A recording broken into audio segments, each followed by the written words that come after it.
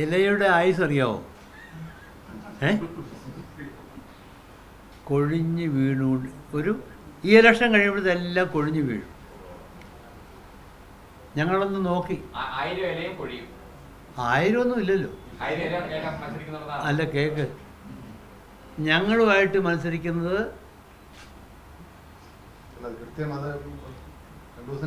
അല്ലല്ല, പിന്നെ ആർക്കുളം, മൂലമറ്റം, 2 ഇല വേണ്ട, തോപ്രാൻ കൂടി. കോട്ടയത്ത് അല്ല, ഓരോന്ന് പറഞ്ഞില്ല.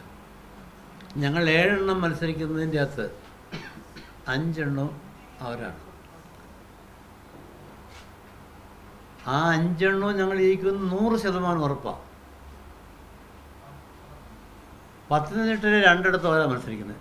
വൻ ഭൂരിപക്ഷത്തിനാണ് 2 സ്ഥലവും ജയിക്കും. അവിടെയെല്ലാം സ്ഥാനാർത്ഥികളെ നിശ്ചയിക്കാൻ ഞാൻ നേരിട്ട് തന്നെ ഇടപെട്ട് ഏറ്റവും നല്ല സ്ഥാനാർത്ഥി വന്നിരിക്കുക. ഇവിടെ വനിതാ റിസർവേഷൻ ആയതുകൊണ്ട്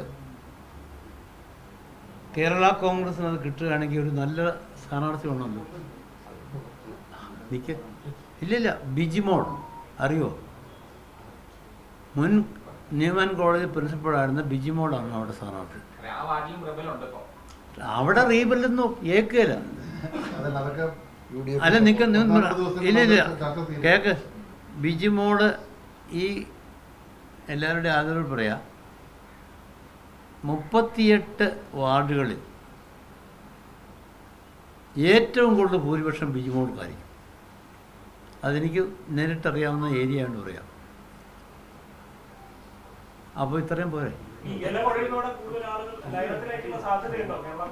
അതെ, അതൊന്നും വേണ്ട. ഞാൻ തമാശയായിട്ട് പറഞ്ഞതല്ല.